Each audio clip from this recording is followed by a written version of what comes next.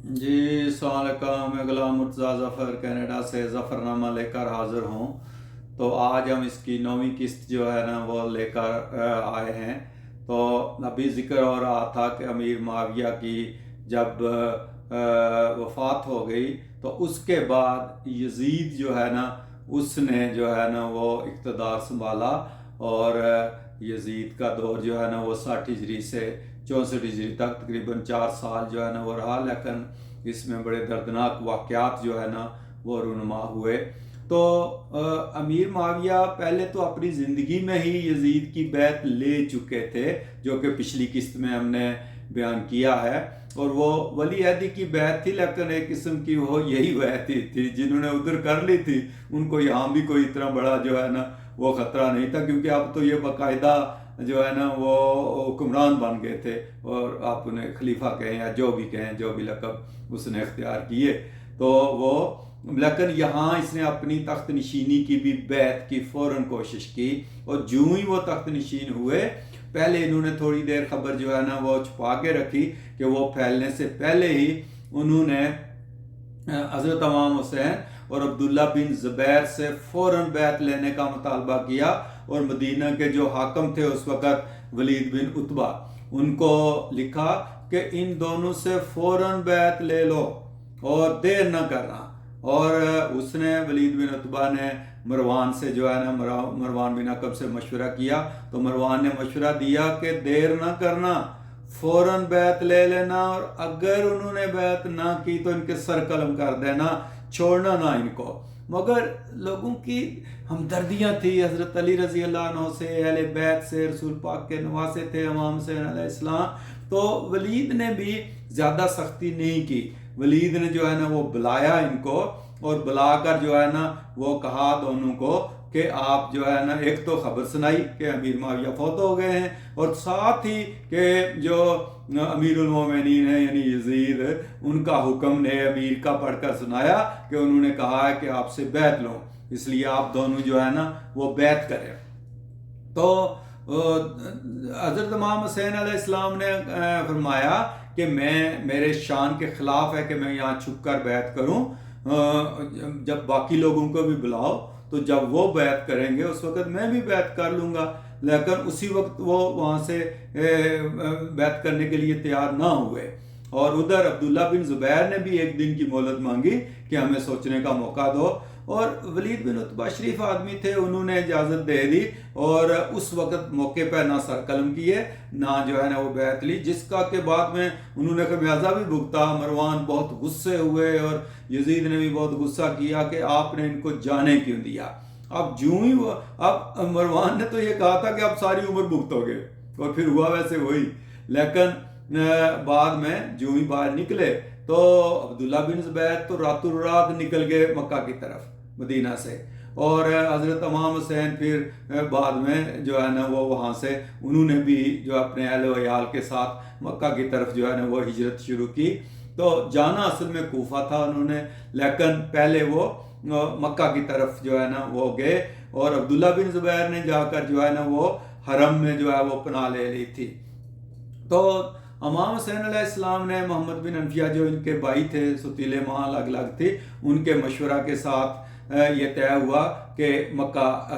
چلے جاتے ہیں ابھی، اور اس سے آگے پھر کوفہ جو ہے نا وہ چلے جائیں گے، کیونکہ کوفہ والوں کے خط جو ہے نا وہ ان کو پہنچ گئے تھے کہ آپ آئیں تو ہم سب آپ کی بیعت کرنے کے لیے تیار ہیں۔ مگر جو زیرک لوگ تھے، جو سمجھدار لوگ تھے، وہ سمجھتے تھے، انہوں نے منع کیا، جس طرح عبداللہ بن متی نے آپ حضرت امام حسین علیہ السلام سے فرمایا کہ آپ مکہ بے شک جائیں مگر کوفہ نہ جانا،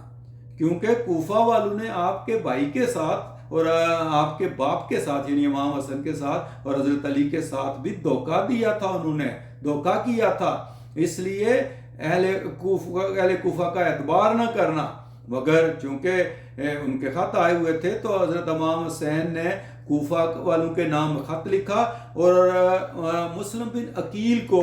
بھیجا جو ہے نا وہ اپنا نمائندہ بنا کر کوفہ۔ یہ مسلم بن عقیل جو تھے ایک تو بہنوئی بھی تھے حضرت امام حسین کے، اور پھر یہ چچا زاد بھائی بھی تھے، یہ عقیل کے بیٹے تھے، جو حضرت علی کے جو ہے نا بیٹے، حضرت علی کے بھائی تھے عقیل، جو ابو طالب کے بیٹے تھے، اور یہ ان کے بیٹے تھے پھر مسلم بن عقیل، اور یہ بہت بڑا نقصان ہوا تھا حضرت امام حسین علیہ السلام کا۔ اگر عقیل زندہ رہتے تو شاید خدا تعالیٰ کی کچھ منشا اور ہوتی، مگر عقیل کا جو نقصان تھا، عقیل کا جو قتل کیا جانا اور شہید ہونا، وہ بہت بڑا دھچکا تھا۔ تو آپ نے حضرت امام حسین علیہ السلام نے کوفہ والوں کو لکھا کہ چونکہ اگر آپ واقعہ ہی میری خلافت پر جو ہے نا وہ متفق ہو تو آپ بیعت کر لیں مسلم بن عقیل کے ہاتھ پر، اور پھر جب یہ مجھے کہے گا تو میں آ جاؤں گا، تو میں انتظار کروں گا مسلم بن عقیل کی اطلاع کی، کہ جب یہ اطلاع دے گا تو میں آ جاؤں گا۔ اب مسلم بن عقیل جو ہے وہ وہاں پہنچے کوفہ میں، اور مختار بن ابی عبید کے گھر جو ہے نا وہ آپ ٹھہرے، اور کوفہ کے حکم بھی جو ہے نا وہ ولید بن عتبہ کی طرح نعمان بن بشیر جو ہے ان کو خبر ہو گئی تھی کہ مسلم بن عقیل آ گیا ہے، مگر انہوں نے تھوڑا درگزر سے کام لیا، انہوں نے پکڑا، حالانکہ اس کو کہتے ہیں کہ پتہ تھا مگر اس نے پکڑا نہیں، انہوں نے درگزر سے کام لیا کہ دیکھتے ہیں کہ حالات کیا رخ اختیار کرتے ہیں۔ مگر جو جاسوس تھے یزید کے اور ادھر جو ہے نا ابن زیاد کے، ان کو انہوں نے خبر پہنچا دی، تو یزید نے عبید اللہ بن زیاد کو، جو زیاد بن ابو سفیان کا ذکر کیا ہے پہلے، تو عبید اللہ بن زیاد کو کوفہ بھیجا اور کہا کہ نہیں، وہ جو ہے نا نعمان نرمی کر رہا ہے، تو آپ جاؤ اور جا کر مسلم بن عقیل کو جو ہے نا وہ گرفتار کرو۔ تو عبید اللہ بن زیاد آیا، اور پھر وہاں سے جو ہے نا مختار کے گھر سے تو پتہ چل گیا کہ مسلم بن عقیل یہاں ہیں، تو وہاں سے وہ نکل کر ایک اور جو ہے نا وہ جاننے والے تھے ہانی، ان کے گھر جو ہے نا وہ چلے گئے، اور وہاں 18,000 کوفیوں نے بیعت بھی کی ان کی، مگر جو ہے نا وہ پیچھے پڑے ہوئے تھے عبید اللہ بن زیاد کے لوگ کے خبر کریں، کیونکہ بڑے انعام کرام بھی رکھے ہوئے تھے کہ جو پکڑائے گا۔ بعد میں وہ ایک بڑھیا کے گھر میں جب چھپے تو اسی بڑھیا کے بیٹے نے مخبری کر دی تھی اور پکڑے بھی گئے تھے۔ تو عبید اللہ بن زیاد کا ایک غلام تھا مقل نام کا، تو وہ بیس بدل کر شیعان علی کے روپ میں وہ وہاں گیا، اور اس نے جا کے سارا پتہ کر لیا کہ یہانی کے گھر میں جو ہے نا وہ ہیں، کیونکہ وہ جو شیعان علی ہیں آتے جاتے تھے تو وہ نقل و حرکت سے پتہ چل جاتا تھا کہ یہاں کچھ نہ کچھ جو ہے نا وہ ضرور ہے۔ تو وہاں پھر جا کر جو ہے نا وہ چھاپا مارا، محمد بن اسس کو بھیجا تھا جو ہے نا وہ اس نے عبید اللہ بن زیاد نے کہ جاؤ جا کر گرفتار کرو۔ تو محمد بن اسس نے جا کر مقابلہ کیا ویسے مسلم بن عقیل نے، مگر محمد بن اسس نے کہا کہ آپ جو ہے نا وہ چلو عبید اللہ بن زیاد کے پاس، آپ کی جان بخشی کی جائے گی، اور آپ کو امیر کے پاس جو ہے نا بھیجا جائے گا، مارا نہیں جائے گا۔ مگر جب وہ عبید اللہ بن زیاد کے پاس گرفتار کر کے لے گئے مسلم بن عقیل کو، تو اس وقت جو ہے نا وہ عبید اللہ بن زیاد نے کہا کہ تمہیں محمد بن اسس کو کہ تم کون ہوتے ہو یہ گارنٹی دینے والے یا کہنے والے کہ جان بخشی کی جائے گی۔ لیکن اس سے پہلے انہوں نے کافی مقابلہ بھی کیا، مسلم بن عقیل نے زخمی ہو گئے ہوئے تھے، اور پھر جو ہے نا آخر گرفتار تو ہو گئے، مگر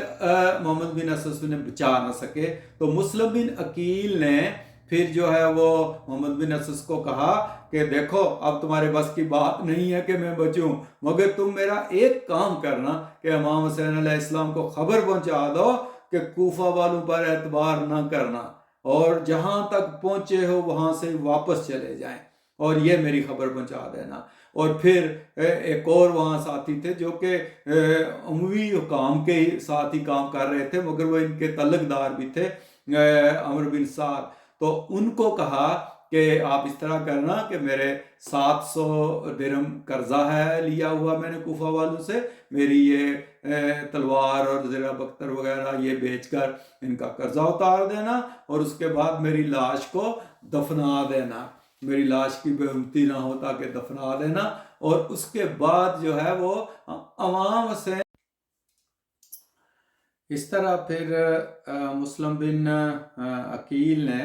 عمر بن سعد سے کہا کہ آپ جو ہے نا وہ ایک تو قرضے والی بات کی، اور پھر اس کے بعد یہ کہ میری لاش کو جو ہے نا وہ دفنا دینا تاکہ بے حرمتی نہ ہو۔ اور پھر یہ کہ امام حسین علیہ السلام کو پیغام پہنچا دینا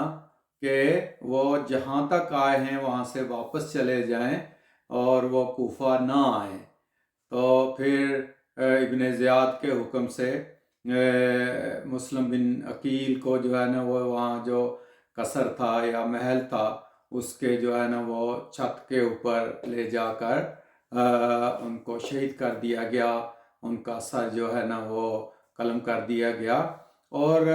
اس کے لیے بھی انہوں نے بکیر نام کے ایک آدمی کو، جس کو جب باہر جنگ ہو رہی تھی تو اس وقت مسلم بن عقیل کی تلوار سے وہ بندہ زخمی ہو گیا تھا، تو اس کو بلا کر جو ہے نا وہ ابن زیاد نے کہا کہ تم ہی جو ہے نا وہ ان کو جو ہے نا وہ قتل کرو، شہید کرو۔ تو وہ چھت پر لے گئے اور وہاں سے ان کا سر قلم کر کے تو جسم کو، سر کو نیچے پھینک دیا۔ اور پھر اس کے بعد جو ہے وہ محمد بن اسد نے پھر کوشش کی ہانی کے بارے میں، مگر ہانی بن عروہ کو بھی جو ہے نا وہ اسی طرح قتل کروا دیا گیا۔ اور ابن زیاد نے بلکہ اس کو مارکیٹ میں جو بازار تھا وہاں جا کر، تاکہ وہ لوگوں کو ڈرا رہے تھے قسم کا کہ لوگ ڈریں، عبرت پکڑیں، اور وہاں جا کر اس کا جو ہے نا وہ سر قلم کیا گیا۔ اور وہ ابن زیاد کا غلام تھا، رشید نام کا ترکی غلام تھا، اس سے وہ کروایا گیا۔ اور پھر اسی طرح عبد الاعلیٰ کلبی اور پھر عمارہ بن سلخب، ان سب کو جو ہے نا وہ گرفتار کر کے باری باری لوگوں کے سامنے کسی کو اس کے قبیلہ میں لے جا کر، تو وہ بڑا ہی ایک جو ہے نا وہ دردناک طریقے سے ان سب کو، یعنی وہ جن لوگوں نے بھی مسلم بن عقیل کا ساتھ دیا تھا ان سب کو، یا جو بھی ان میں سے گرفتار ہوئے، جنہوں نے کوئی توبہ طائب کر لی وہ تو بچ گئے، لیکن باقیوں کو سب کو جو ہے نا وہ مروا دیا گیا تھا، قتل کروا دیا گیا تھا۔ اتنی دیر میں جب تک یہ قاصد پہنچتے، ویسے پیغام پہنچے راستے میں جو ہے نا وہ آگے بیان کریں گے کہ جب حضرت امام حسین علیہ السلام مکہ سے کوفہ کی طرف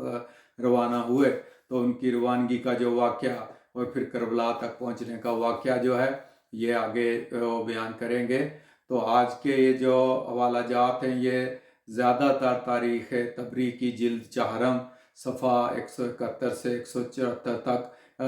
اس جلد میں زیادہ تر یہی واقعات جو ہے نا وہ بیان ہوئے ہیں، تو وہاں سے یہ لیے گئے ہیں۔ تو اگر آپ نے